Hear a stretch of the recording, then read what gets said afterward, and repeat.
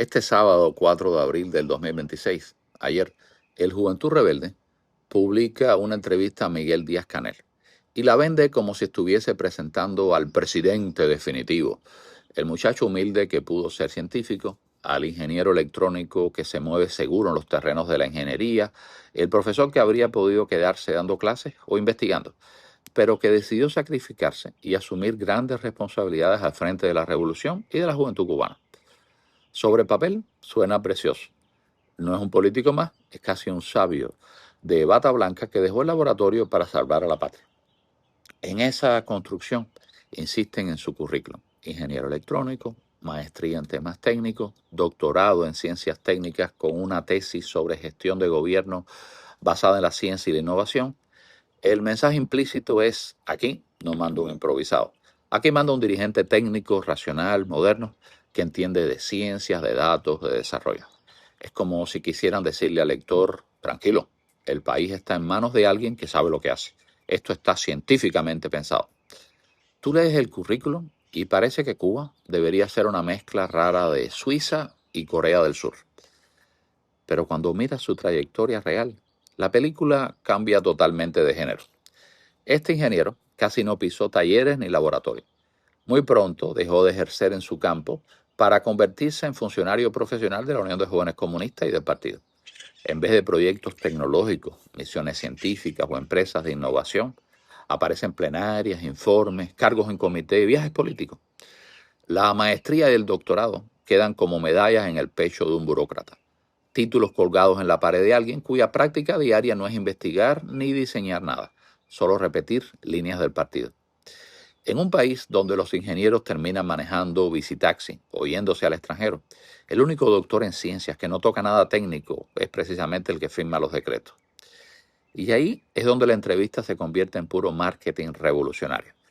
Te presentan al doctor en gestión de gobierno basada en la ciencia, en un país con apagones crónicos, infraestructura en ruinas, fuga masiva de talento y universidades en la miseria.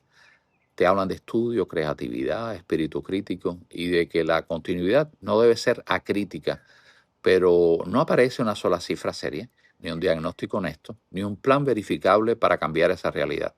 Es como ver un anuncio de champú anticaída de pelo, narrado por un calvo que no tenga un puñetero pelo en la cabeza. Eh, el discurso reviste de tecnicismo, pero el resultado está a la vista. Con alguien que presume ser ingeniero, maestro, doctor, uno esperaría al menos un poco más de competencia técnica para que no se caiga el sistema eléctrico y un poco más de competencia política para que la gente no sienta que la única salida que tiene es el aeropuerto o una balsa. Y aquí entra algo que nos toca a todos.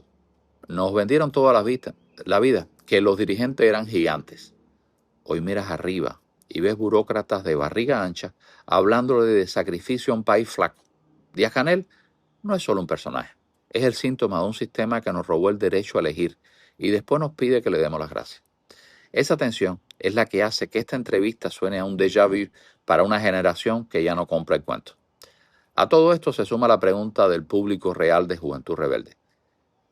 El periódico se sigue publicando muy orgulloso en papel y en digital, pero la cuestión no es si sale, sino quién lo lee. Si hasta Granma ha dejado de salir ahora una vez por semana porque no hay ni papel ni paciencia, ¿de verdad que alguien cree que la juventud va a gastar sus megas en entrar a la web de Juventud Rebelde para leer una entrevista larguísima del presidente? En la Cuba del paquete de datos limitado y carísimo, Internet es el escape. Facebook, Instagram, TikTok, YouTube, WhatsApp, videollamada con la familia de afuera.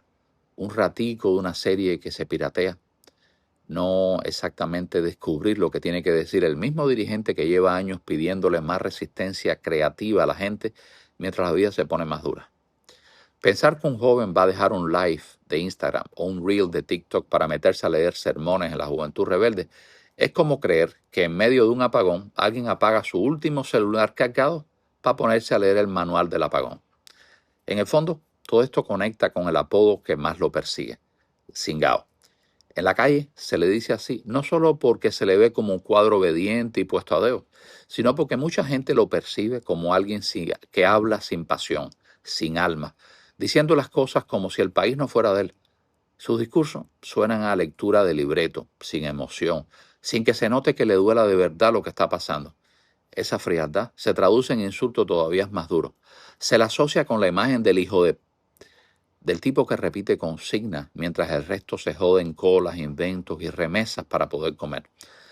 Ahí el cingao funciona como sinónimo de personaje vacío, sin entrañas, que habla de sacrificio ajeno de una burbuja de privilegio.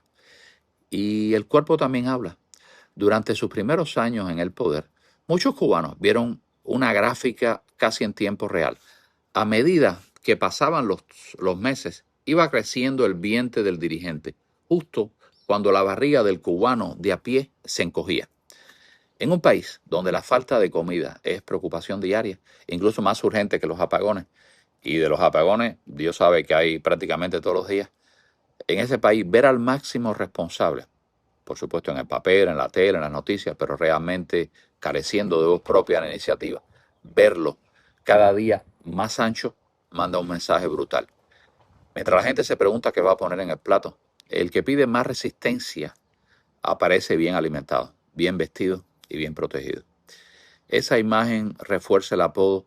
Ya no es solo el cingao puesto a dedo, sino el cingao sin empatía, cuyo cuerpo desmiente cada palabra de sacrificio que pronuncia. Además, este es el tema de la legitimidad. Este tipo no fue el líder que la gente eligió, fue el que salió del cálculo o del cólico de Raúl Castro. El único que realmente podía decidir quién se sentaba en la silla. En un país donde cada día más cubanos se dan cuenta de que ellos no han elegido a nadie, hablar del dirigente que el pueblo escogió suena casi a burla. ¿Qué pueblo? ¿El que nunca ha tenido más de una opción en la boleta? Ni partidos diferentes, ni debates abiertos. Repetir que está ahí por voluntad popular es como restregarle a la gente una mentira que ya nadie se cree. Por eso, esta entrevista de Juventud Rebelde parece una pseudo campaña para darle altura al personaje. Es como si el régimen dijese, está bien, fue puesto a dedo, pero miren qué dedo tan culto, qué técnico, qué sacrificado. Lo rodean de fotos en blanco y negro, lo presentan como el dirigente juvenil que iba en bicicleta, el casi científico que pudo haberse quedado en la academia, en la universidad, el hombre de grandes sacrificios morales. En realidad, intentan que no parezca un cingao cualquiera, sino un cingao de altura, con maestría, doctorado, citas de Martí, Marx, Che y textos solemnes en Juventud Rebelde que ya nadie o casi nadie está dispuesto a leer cuando tiene que decidir si gasta sus últimos megas en TikTok o en la última homilia del designado de Raúl. Y aquí puede subirlo a nivel de manifiesto generacional. La épica, si queda alguna, no está en el currículum, está en que la gente ya no le cree.